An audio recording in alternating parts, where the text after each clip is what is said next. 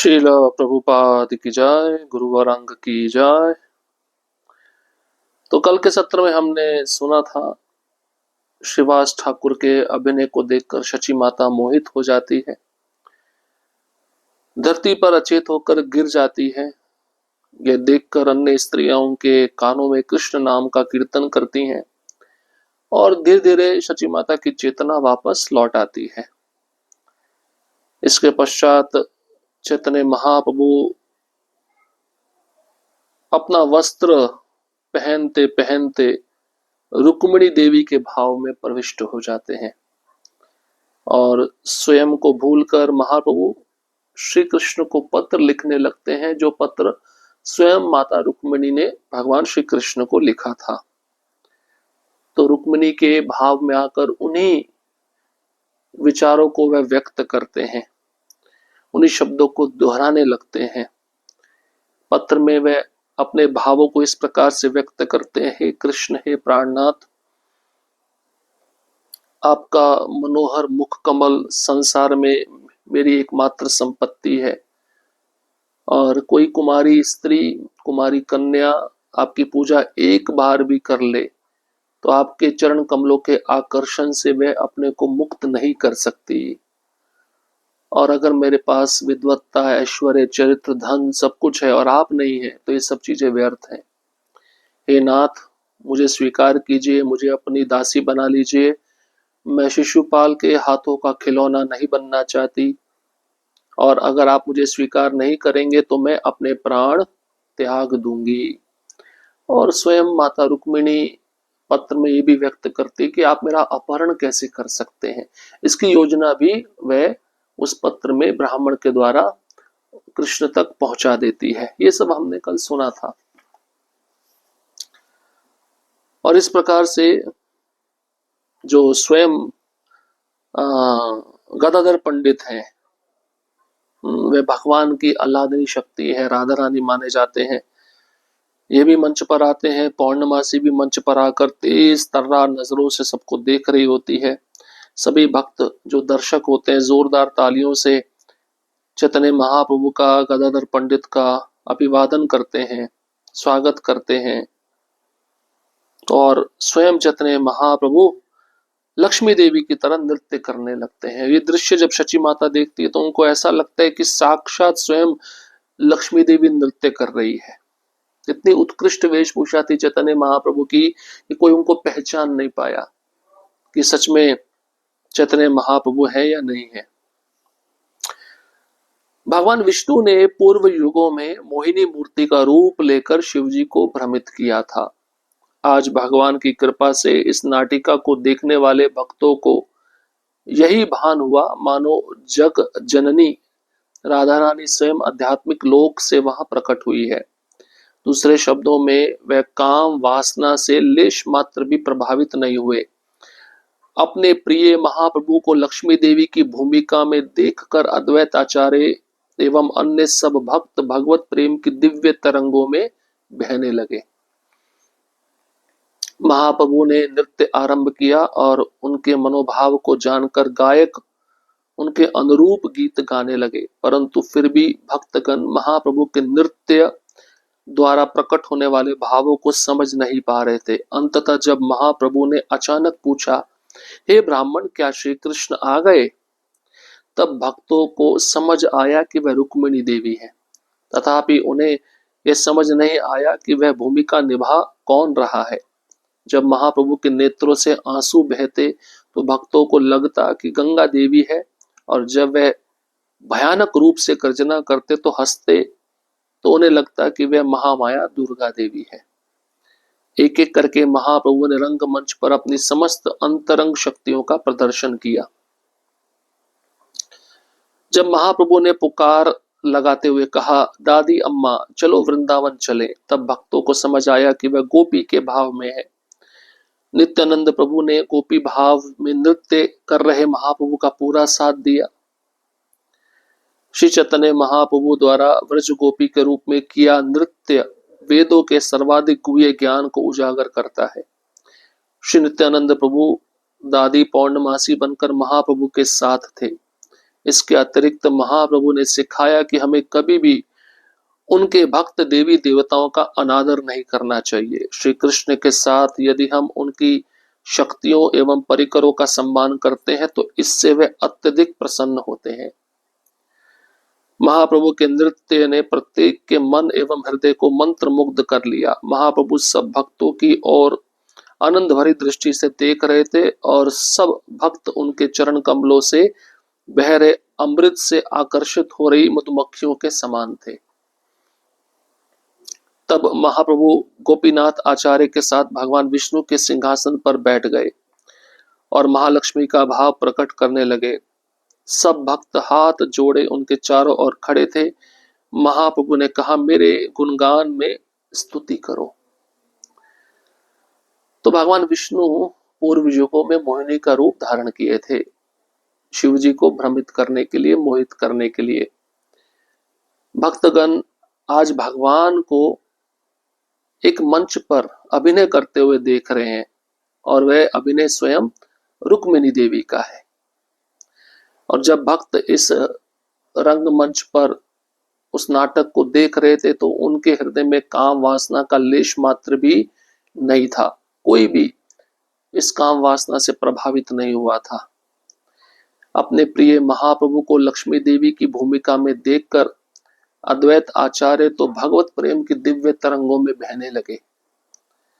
महाप्रभु ने नृत्य आरंभ कर दिया। उनके मनोभाव को जानकर गायक उस भाव के अनुरूप गीत गाने लगे, परंतु फिर भी भक्तगण महाप्रभु के नृत्य द्वारा प्रकट होने वाले भावों को समझ नहीं पा रहे थे। जब महाप्रभु ने अचानक पूछा, हे ब्राह्मण, क्या श्री कृष्ण आ गए? तब भक्तों को पता चला, तब भक्तों की समझ में आया कि महाप्रभु रुक्मिणी देवी की भूमिका निभा रहे हैं। तब महाप्रभु के नेत्रों से आंसू बहते तो भक्तों को लगता कि स्वयं गंगा देवी महाप्रभु की आंखों से बह रही है। और जब महाप्रभु भयानक रूप से गर्जना करते, हंसते, तो भक्तों को लगता कि महाप्रभु महामाया दुर्गा देवी है।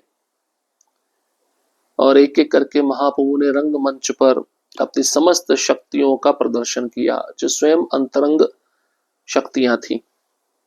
जब महाप्रभु ने पुकारा, दादी अम्मा चलो वृंदावन चले, तब भक्तों को समझ में आया कि महाप्रभु गोपी के भाव में है।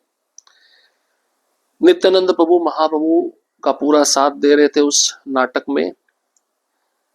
चैतन्य महाप्रभु द्वारा ब्रज गोपी के रूप में किया नृत्य वेदों में भी सर्वाधिक गुह्य ज्ञान को उजागर करता है।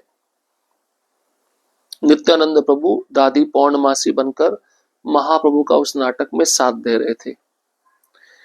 और महाप्रभु ने यह भी सिखाया कि भक्त को कभी भी देवी देवताओं का अनादर नहीं करना चाहिए।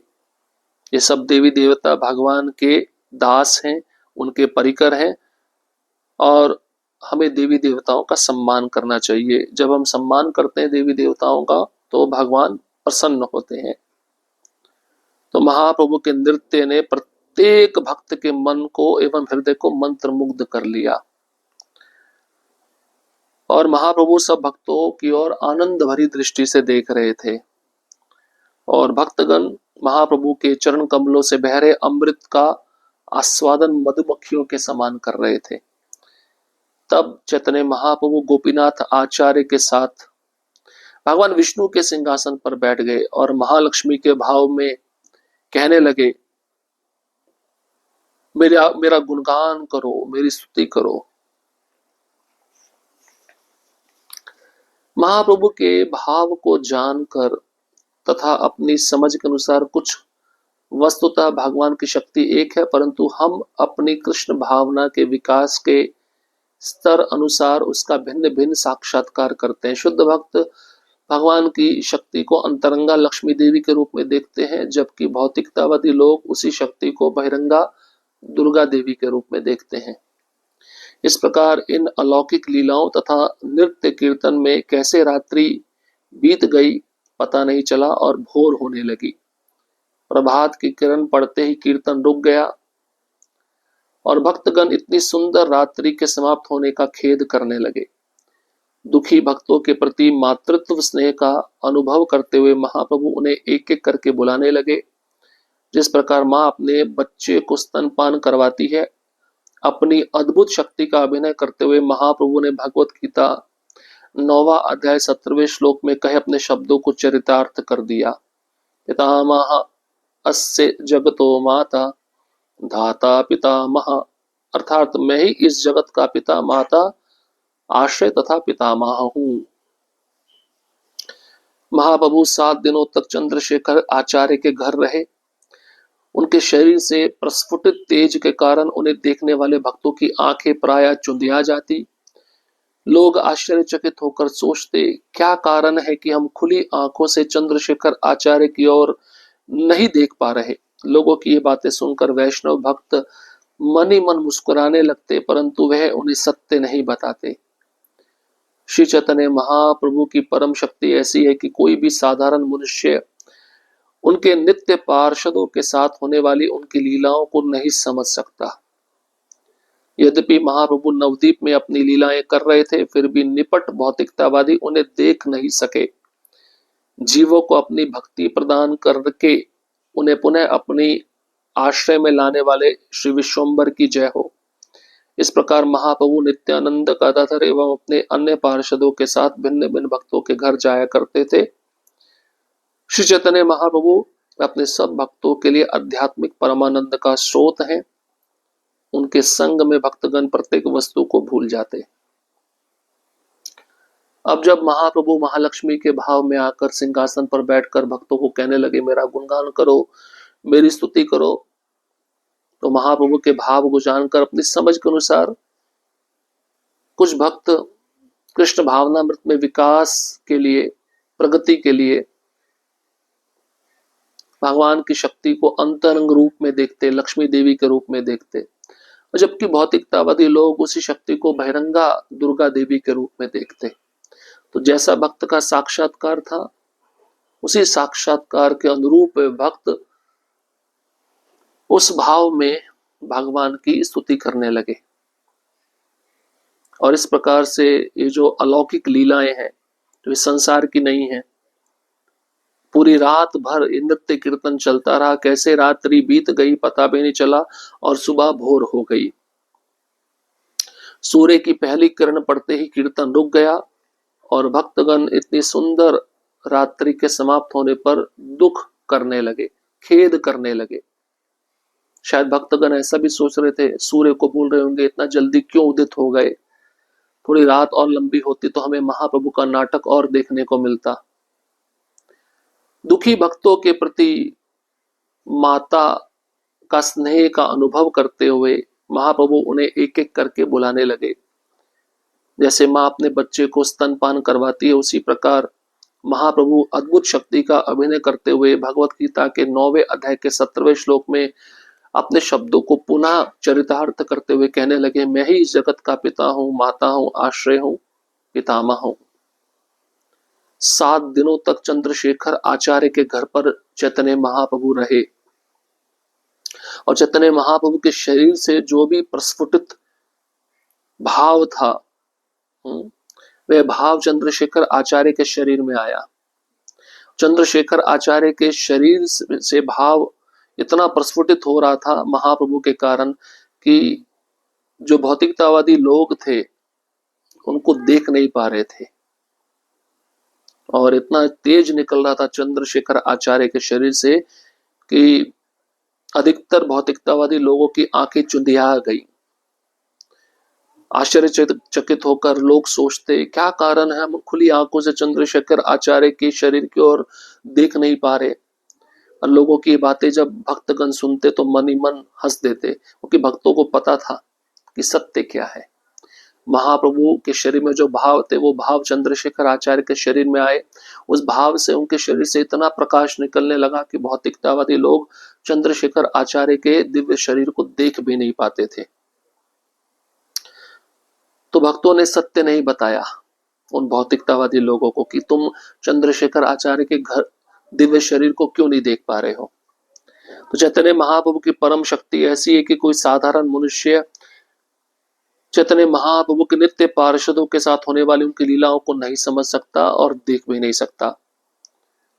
महाप्रभु नवद्वीप में अपनी लीलाएं कर रहे हैं, फिर भी निपट भौतिकतावादी लोग उन्हें देख नहीं सकते। जीवों को अपनी भक्ति प्रदान करके पुनः अपने आश्रय में लाने वाले श्री विश्वम्बर श्री चैतन्य महाप्रभु की जय हो। इस प्रकार चैतन्य महाप्रभु नित्यानंद प्रभु गदाधर पंडित और एवं अपने अन्य पार्षदों के साथ भिन्न भिन्न भक्तों के घर ये सब जाते थे, कीर्तन करते थे। चैतन्य महाप्रभु अपने सब भक्तों के लिए आध्यात्मिक परमानंद का स्रोत हैं और भक्तगण जब भी महाप्रभु के संग में आते तो इस संसार को भूल जाते, प्रत्येक वस्तु को भूल जाते। अब इसी लीला में चैतन्य महाप्रभु ने हरदास ठाकुर को क्या वरदान दिया। चैतन्य महाप्रभु की इच्छा थी कि मैं हरदास ठाकुर को कुछ दूं। हरदास ठाकुर ने क्या वरदान प्राप्त किया महाप्रभु की इस लीला में, इसको हम अगले सत्र में श्रवण करेंगे। हरे कृष्ण कृष्ण कृष्ण हरे हरे, हरे राम राम राम हरे हरे। श्रील प्रभुपाद की जय, गुरु गौरांग की जय।